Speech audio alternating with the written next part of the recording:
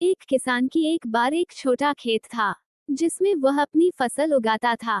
उसके पास कुछ जानवर भी थे जिनमें भेड़ों का एक झुंड भी शामिल था।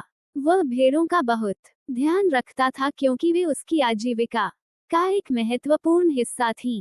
एक दिन किसान को पता चला कि उसके खेत के आसपास एक भेड़िया घूम रहा है।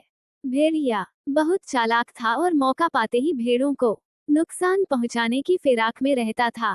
किसान ने इस खतरे को समझते हुए अपनी भेड़ों की सुरक्षा के लिए एक मजबूत बाड़ बनाई और रात में उनके पास पहरा देने लगा। भेड़िया हर रात खेत के चारों ओर चक्कर लगाता, लेकिन बाड़ और किसान के पहरे के कारण वह भेड़ों तक नहीं पहुंच पाता। भेड़िया समझ गया कि किसान ने उसकी चालाकियों का तोड़ निकाल लिया है। फिर भी भेड़िया हार मानने वाला नहीं था। एक दिन उसने सोचा कि अगर वह किसान को धोखा देकर खेत से दूर भेज दे तो वह आसानी से भेड़ों पर हमला कर सकता है। भेड़िया एक चालाक योजना के तहत किसान के पास गया और कहा, किसान भाई, मैंने सुना है कि पड़ोस के गांव में चोरों का गिरोह घूम रहा है। वे खेतों से जानवर चुराने का काम करते हैं।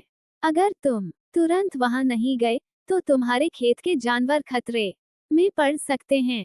किसान को पहले तो भेड़िया की बातों पर शक हुआ, लेकिन जब भेड़िया ने पूरी गंभीरता से उसे समझाया तो किसान चिंतित हो गया और अपनी भेड़ों को छोड़कर पड़ोसी गांव की तरफ चल पड़ा।